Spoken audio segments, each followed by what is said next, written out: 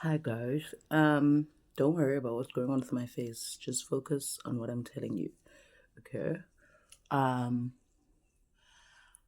so we're finishing off part two of the sex topic, right? I don't know what's in my eye. I really don't. I think it's a lash or something. Um, but I wanted us to dive a little bit deeper on what I said, or like to delve a little bit deeper, or hey, Sahua. But anyway, um, and some people had asked me like privately, like, why am I almost focused a lot on women and not focusing on men? And I want to tell you why. Because I am a woman. So I cannot focus on something that I'm really not right now. Like, firstly, what comes naturally to me is that I am a woman. So hence the point of view will always come from a female perspective. And then, secondly, it's because women are the ones who bear children. We are the ones who bear children, um, right? So a lot of us sometimes as women forget that our sexual organ is also tied to our womb, right? And hence I kept saying that sex is a very, like, as much as it's something to be enjoyed, it's a very important thing because this is someone that you're not just allowing to see, touch, or feel your, private parts. It's also someone who has the ability to also impregnate you and bring life into this world. Do you understand? So it's like you kind of want to take that part at least a little bit seriously about your dating life. Um, especially if it's something maybe you feel like you're called to take seriously or something that is being highlighted, by source, God, whomever you place your belief in, then maybe you should look into that. There's nothing wrong with taking time out and just being by yourself and not having anybody touch you, kiss you, feel you, hug you, and just finding yourself. Also finding out what you like for yourself instead of always going off of what the other person would like for you guys to try to do or would like for you guys to do. Um, so yeah, definitely I always speak from a point of, you know, a female perspective because well, that's me.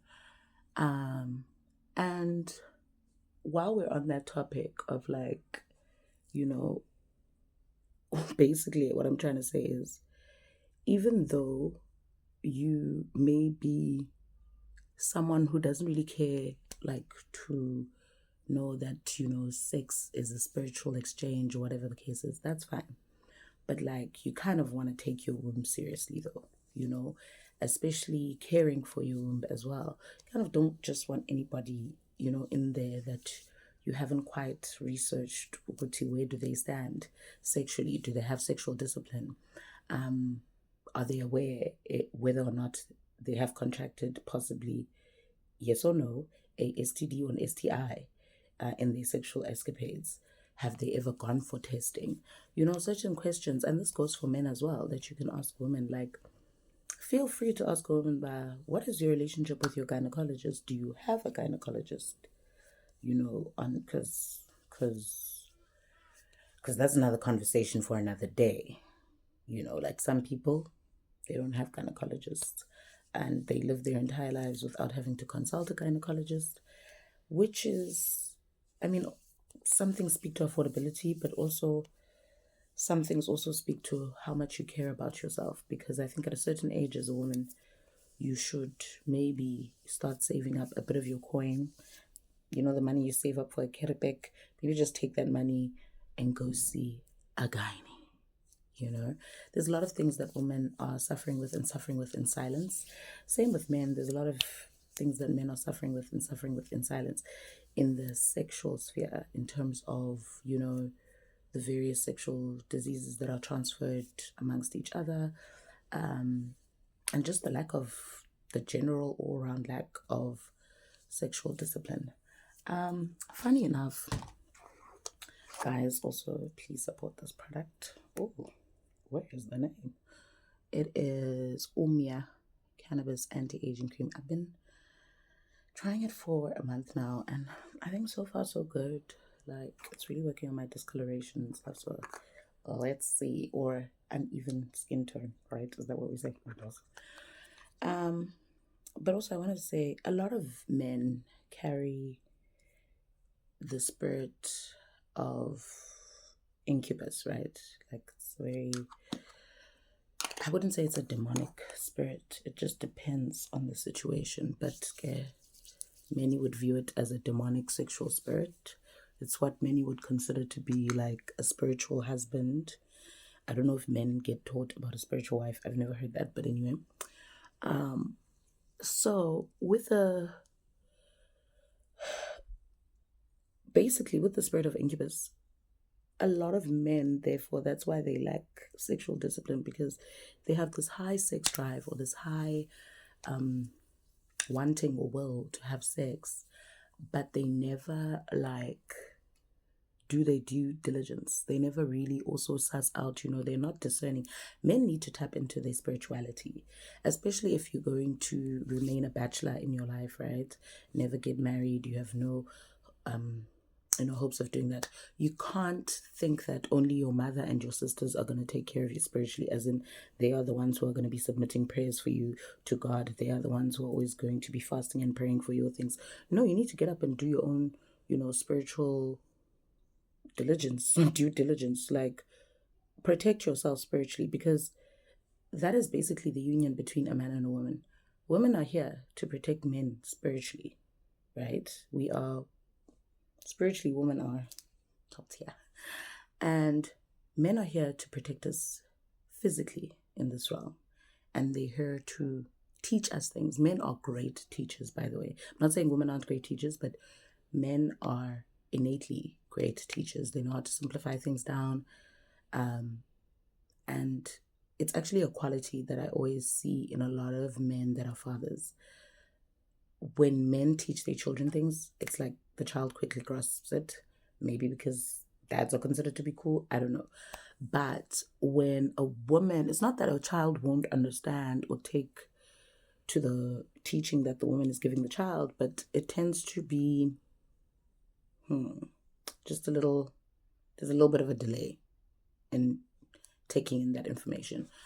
But like I said, women are here to protect men spiritually. We're also here to grow them spiritually. You're supposed to be teaching a man so many spiritual hacks and tricks and things, just so that he can take those things with him in life. Even if you guys were to separate, he can always take those things with him in his daily life. I try to do that a lot with my brother. I try to always leave something spiritual with him, like a teaching or something that he can do just to protect himself. But yeah, like I said, if you're going to be a bachelor for the rest of your life, then you kind of want to take your own spiritual protection into your own hands. Even if you weren't going to be a bachelor, leaving your spiritual protection up to other people. Like I said, men love to leave it up to their sisters, their mothers, their girlfriends, their wives, never really taking any accountability or really doing the work on their own behalf for themselves. By the way, guys, this is my birthmark. I never thought I'd ever do this. This is my birthmark. I used to be so ashamed and so embarrassed of this, and the older I'm growing, the more I'm just like, girl, belong walk to freedom. It is something something like that. I don't know. But anyway, yeah, back to the topic at hand. I was saying, if you want to be a bachelor, yeah. And you know what? I think this 2-part series was really just for me to speak on my journey as well of celibacy and how much it's taught me, but to also give someone out there sort of a thing of if this is something you want to do, maybe take some time off from having sex with your partner or just anybody that you're having sex with, or just different things maybe that you learned from this video, then I'm glad. Just the fact that you're watching and listening to me, and just the different things that I've learned, I'm super happy about that, because I know that maybe at least one thing will stick out or stick with someone. They'll take that home with them. I think we just need to do better, to be honest, as a society when it comes to sex. Even though we say that, like, this generation is the generation that is able to communicate things with each other and is informed, I feel like sometimes we're informed, but it's like a waste of information, because we're not really utilizing that information to help ourselves and to help others. I feel that we should be encouraging a lot more young women and young men to really learn themselves, like really have some form of sexual education that they have outside of school, and to really, like, I keep repeating this, but like, to really learn some sexual discipline. There's a lack of sexual discipline out here, guys. That's why dating is so hard, because some people expect sex right in the beginning, and some people are holding off on that. And some people are like, why are you holding off when other people are giving it freely? There's a saying that once stuck with me, which was, ever since sex became easy to find or get, love became easy to find or get. And that is true. We're all crying on both sides, like men and women. We're both crying of, there's just not enough love out there. It's hard to find love. We want to be in love. We all want to be in love. We all want to find our soulmates. But I feel like we're not putting in the work. We're not putting in the work to improve the self in order to attract someone who is not of the same caliber or the same standard as your past, but someone of a better caliber and a better standard. And dating someone better, or upgrading to some extent, doesn't always mean in the physical sense, in that, oh, my new girl now, she's much prettier than my ex, or my new guy now, he's much hotter and finer than my ex, or my new girl now is more educated, she has more money, or whatever those things that go on between both genders. It's not like the most important thing at all. Like, the physical, the material things, guys, they all fade away. Things change. Life is an ongoing journey. Today we are popa, tomorrow ziyapopa for you. So those things, it's nice to have, but it's not the most important. I think for me, one of the things that I'm always like dead set on is that a man must have some sort of sexual discipline. Like, listen, you just cannot be someone who has been having sex ever since they started having sex and you've just never stopped. You just, you're out here. Everybody's been exposed to you.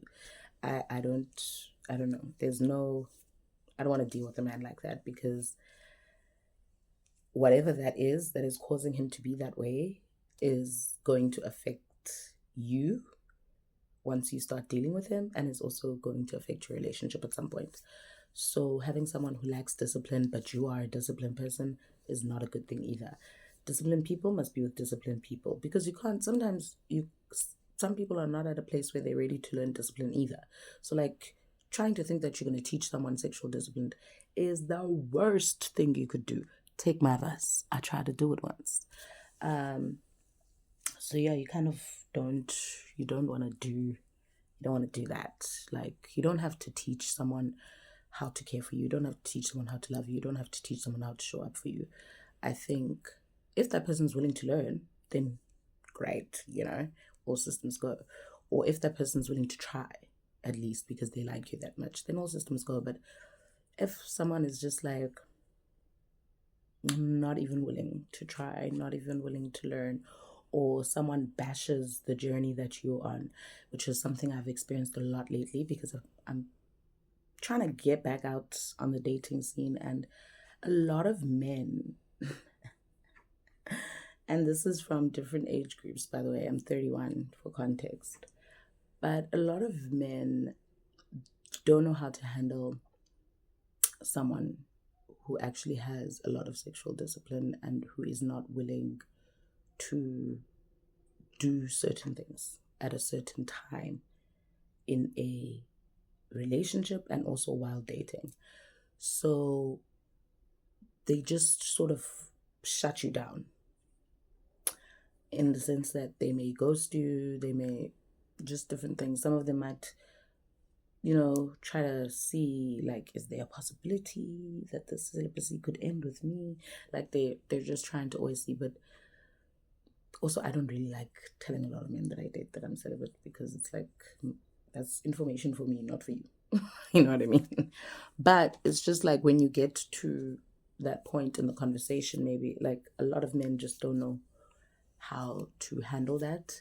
And I don't think that that should be the way you react to someone who is not willing to have sex with you yet. I don't think you should just ghost them or keep them on the back burner. It just shows that you cannot communicate. I think it's important to also say your truth, like, hey, I'm someone who's a bit sexual, I kind of like sex or whatever. Like, speak your truth, and then we can deal with that moving forward. And by dealing with that, it doesn't mean that we have to wind up together or pursuing something. We can also just go our separate ways, and just stop wasting each other's time. You can go on and find what you're looking for, and I can go and find what I've been looking for. You see what I mean? Everybody can be happy in their neutral corners. But anyway, I need to prepare to pack because my mom and I are going to the farm. It's time to chill with some cows, honey, and smear some cow dung on this face. Okay. But yeah, I just wanted to end off part two with having said that essentially, no matter how much we may fight as genders, we both actually need each other in this realm physically, and we also need each other spiritually, even in this realm and in the next. Well, in the next, physicality doesn't count, but you get what I'm trying to say. So it is in our best interest to actually assist one another in growing spiritually and or otherwise, in order to create a better world, in order to create a better planet for future generations. I don't think we should be at war the way that we are at war with each other, to the point where we cannot even understand each other. That's not going to help any one of us, especially as a people. You know what I mean? So I think it's very important to try to work together and try to assist each other where we can. And how that's going to start is through communication. We're going to have to communicate with each other. We're going to have to be honest with each other, and with ourselves, because in order for you to be able to be honest with others, you need to actually start being honest with yourself, holding yourself accountable for certain things, addressing those things firstly with self, and then being able to, really extend the olive branch to the person and have a conversation. But yeah, let me get packing and let me get going. Be safe. I end off this sexual talk with be safe this summer, guys, sexually, even. Some people like to have summer flings. There's nothing wrong, but just be safe. Take care of yourself. Consult your gynecologist. Consult a GP if you're a man. Make sure everything's working the way that it should, both men and women, that everything is safe, that you are safe, and let's spread love, but we don't have to spread viruses and other fluids. We can just spread love and kindness to one another and understanding and truth. Just walking your truth. If you be honest with yourself and be honest with others. If you're not so much of a sexual person, then maybe try to find someone, a partner or somebody that is, like you, similar to you. Doesn't mean sometimes this opposites attract thing is the problem, just keep that in mind. So try to find somebody that's like you and someone that you match with, and I think things will become easier as time goes by. So yeah, I leave you guys with that. In the next episode, I'm going to be actually having a conversation around parents. I'm on you, parents, this time. So yeah, I can't wait to talk to you guys again in the next episode. I know this one took so long to compile and to eventually put out there, but I'm so grateful to everyone who supported my last, video and who subscribed to the channel. And yeah, I'm gonna try to keep this content coming out. Please also, guys, like, don't get tired of encouraging me. I really do appreciate it. It's really, really tough for me to try to get all my thoughts out there because a lot of my like spiritual thoughts or lessons and stuff will come to me and I sort of quickly put them on my phone, but now I'm using my phone. So yeah, it gets a bit like hard for me to get out everything that's going on here. But I hope I try to do my best, and I hope that I left you guys at least with something that you can sort of hold on to and take with you. It is my 3rd year this month. We are finally in October, and I'll be celebrating 3 years of being celibate this year, and I'm actually so proud of myself. Like, girl, girl, girl, single and celibate for 3 years, girl. And if I don't celebrate myself, who will? But yeah, I'm really excited to see what comes next for me because I am, like I said, now putting myself out there, trying to go on dates, trying to see where this goes. But yeah, I'll keep you guys up to date with the journey as well, and maybe we'll have more sex talks. So let me know what else you would like for us to talk about in terms of this particular topic. You can leave that in the comments, or if you have access to, my private setup, then you can just message me there. Have a great start to your spring, guys. Enjoy it. Go outside, touch grass, meet people, share some bread, share drinks, and just take it all in.